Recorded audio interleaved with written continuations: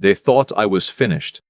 That's the only way I can explain what happened in the weeks after my wife died. They looked at me the way you look at an old car sitting in a driveway, rusting, taking up space, waiting to be hauled away. My wife's name was June. We were married for 41 years. She was a quiet woman. Not shy exactly, just deliberate. She chose her words the way she chose everything else, carefully, without waste. When she spoke, it meant something. When she didn't, that meant something too. She died on a Tuesday in November. Pancreatic cancer. We had 8 months between the diagnosis and the end. And I won't say those 8 months were all bad, because they weren't. We talked more in those 8 months than we had in some full years of our marriage. Not about the cancer. About the early days. About her mother's kitchen. About the summer we drove out to Nova Scotia with nothing but a cooler and a road atlas and got lost twice and didn't mind either time. I held her hand when she went. The room was very quiet. By Thursday, my daughter-in-law had already started making calls. I didn't know that at the time. I found out later, much later, when everything had already unraveled and there was nothing left to hide. But on that Thursday, 2 days after I buried June, I was sitting in my kitchen in Hamilton, Ontario, drinking coffee that had gone cold, staring at the backyard we planted together 20 years ago, and the phone rang. It was my son. He said he was coming to visit that weekend. He said he wanted to check on me. He said his wife, her name is Cheryl, would come too, and maybe they'd bring the kids. I said that would be nice. I meant it. I was 67 years old and I had just lost my wife and I wanted my family around me. That was all I wanted. They arrived on Saturday with the kids and a casserole Cheryl had clearly bought from the grocery store and transferred into one of her own dishes. I noticed but didn't say anything. June would have noticed too. June noticed everything. We ate, we talked. The grandkids watched something on a tablet, and after dinner when the kids were in the other room, my son, his name is Dale, sat across from me at the kitchen table and said very gently that he and Cheryl had been talking. "About what?" I asked. "About you," he said. "About the house. About what happens next." I looked at him. He was 43 years old, my son. He had my father's jaw and June's eyes, and at that moment he wouldn't meet my gaze. "I'm not following you," I said. Cheryl leaned forward then. She had this way of taking over a room without raising her voice. "We just think it's a lot of house for one person," she said. "Especially at your age. There are some really lovely retirement communities in Burlington. Closer to us. You'd have people around you." "I have people around me," I said. "You're sitting in my kitchen right now." She smiled the kind of smile that doesn't reach anywhere. "We just want what's best for you." I let it go that night. I told myself they meant well. I told myself grief makes people say things wrong. I went to bed in the room I had shared with June for 38 years, and I lay there in the dark and I thought, this is the worst it gets. It only gets easier from here. I was wrong. Over the next 3 weeks, the calls increased. Dale called every other day, not to check on me the way a son does, asking how I'm eating, how I'm sleeping, whether the cold snap had got to the pipes. He called to nudge. Had I thought more about Burlington? Had I looked at the website he'd sent? Did I know that the house would need a new roof within the next few years? And did I really want to deal with that alone? Then Cheryl's brother, a man I'd met exactly 4 times, called me to say he was a real estate agent and he'd be happy to give me a free assessment of the property. No obligation, just so I'd know what I was working with. I thanked him and hung up and stood in the hallway for a long time. I want to be honest about something. There is a part of me, a small, exhausted part, that wondered if they were right. I was old, I was alone, the house was big, and the winters in Hamilton were long, and I didn't know how to work the new thermostat. June had installed the previous spring because she was always better with things like that. But then I went into June's sewing room. I don't know why I went in there. I haven't touched it since she died. Her machine was still set up, a half-finished quilt still threaded through it. The room smelled like her. Some combination of fabric softener and the hand cream she kept on the windowsill. I stood there and I let myself cry, which I hadn't really done yet, not properly. And when I was done, I started going through her things. Not to throw anything away, just to be close to them. In the bottom drawer of her sewing cabinet, under a stack of patterns she'd been collecting since the 1990s, I found a small envelope. My name was on it, in her handwriting. Not my full name. Just Ted. Inside was a key. Small, silver. The kind that opens a safety deposit box. And underneath the key, a folded piece of notepaper. June's handwriting, neat and unhurried, like she'd had all the time in the world. I hope you find this when you're ready, not before. The box is at the TD branch on King Street. Ask for Patricia. She knows to expect you. I need you to trust me one more time. That was all. I sat on the floor of her sewing room for a long time. I read the note 4 more times. I held the key in my palm until it was warm from my hand.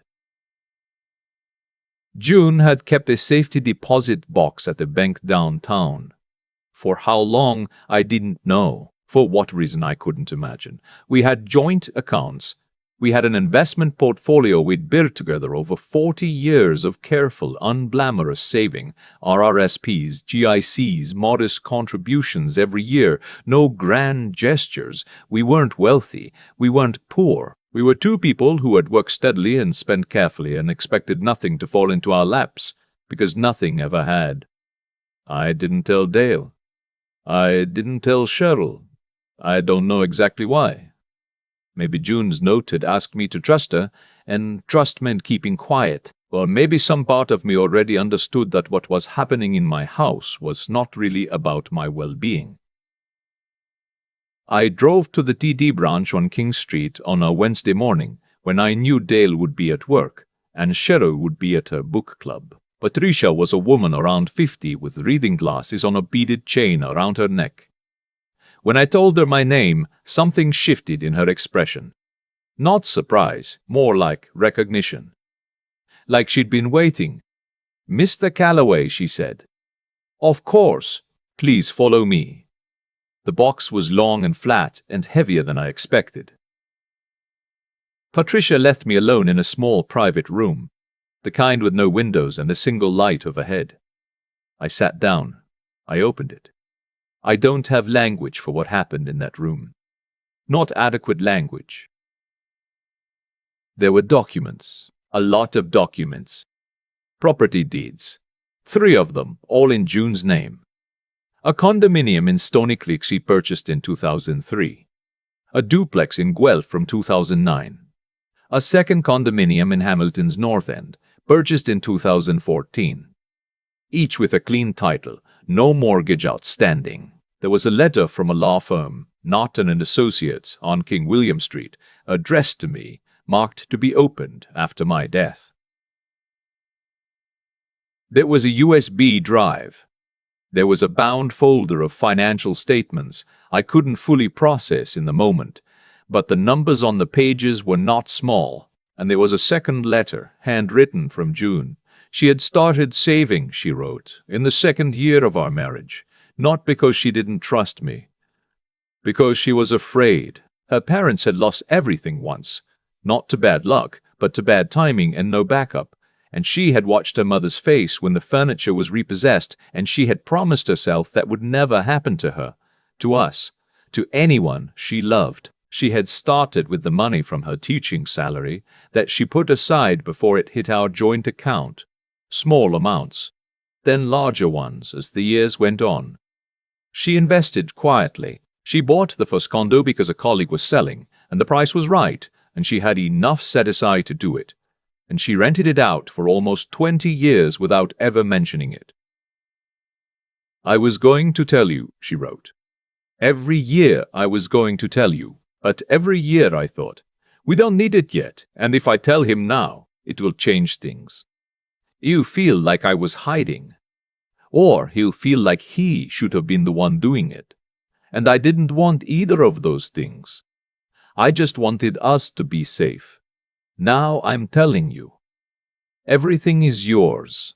Patricia has instructions. The lawyer has instructions. The properties are paid off. The accounts are healthy. You are not a man who needs to move anywhere unless he wants to. Do not let anyone rush you, Ted. You spent 41 years being the most patient man I ever knew. Use that now. I sat in that room for a long time. Then I called Norton and Associates. The lawyer's name was Mr. Ademi. A precise, careful man who spoke the way June wrote, no wasted words. He had been working with June for 11 years. He knew the accounts, the properties, the estate plan. He had everything I needed. Under June's arrangement, the estate passed to me cleanly, fully, with no ambiguity. The will was airtight. June had, apparently, spent a considerable amount of energy making sure of that. Did she tell you why she wanted it so thoroughly documented? I asked him. He paused. She mentioned that she wanted to make sure there could be no disputes, he said. She was quite specific about that. I thought about Cheryl, about Burlington, about the real estate brother-in-law and his free assessment. June had known. Maybe not exactly. But she had known enough. The call that came the following Saturday was not from Dale. It was from Cheryl. Dale was there too. I could hear him in the background. But it was Cheryl's voice, bright and practical, laying out what she called a plan. They had found a retirement community she thought would be perfect. It was in Burlington, yes, but close to a GO station, very accessible. And they'd been thinking, if I sold the house, the proceeds could be divided in a way that helped everybody. Help them with the kids' education. Help them with the renovation they'd been putting off. Just the family helping each other, she said. That's how it's supposed to work. I let her finish. Then I said very quietly, I'll need to talk to my lawyer before we discuss any of that. Silence. Your lawyer, Cheryl said. Yes, I said. Mr. A gave me. I've retained him to manage June's estate. More silence. I didn't know June had a lawyer, Dale said finally. She had a lot of things, I said. I don't want to make this into something it wasn't. I didn't yell. I didn't make speeches. That's not who I am, and it wasn't who June raised our son to expect his father to be. But in the weeks that followed, as Mr. Adeyemi walked me through everything June had built, something settled in me. Something that had been loose and rattling since the night she died clicked into place. Dale came alone one evening in December. He sat in my kitchen, the same chair as before, and he looked like he hadn't slept properly in some time. He said Cheryl had pushed harder on some things than he would have. He said he'd been worried about money and hadn't handled it well. He said he was sorry. I looked at my son for a long time. 43 years old, my father's jaw, June's eyes. I thought about who he was before Cheryl, before mortgages and school fees and the particular pressure of trying to keep a certain kind of life afloat. I thought about the boy who used to sit at this same table doing homework while June cooked and I read the paper, and how ordinary and complete that had seemed, and how we'd all taken it for granted. I know you were scared, I said, but you should have talked to me. Not about money, about being scared. He didn't say anything. He nodded. Your mother left us both taken care of, I said. She left you something too. Not the house, not cash, something in the estate plan.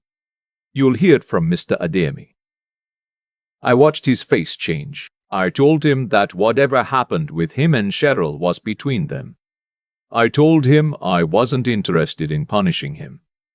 But I also told him that if anyone, and I meant anyone, approached me again about moving out of my home, the conversation would be very short and very final. He said He understood.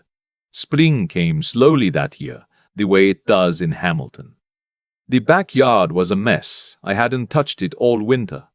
But in March I went out and looked at what June had planted.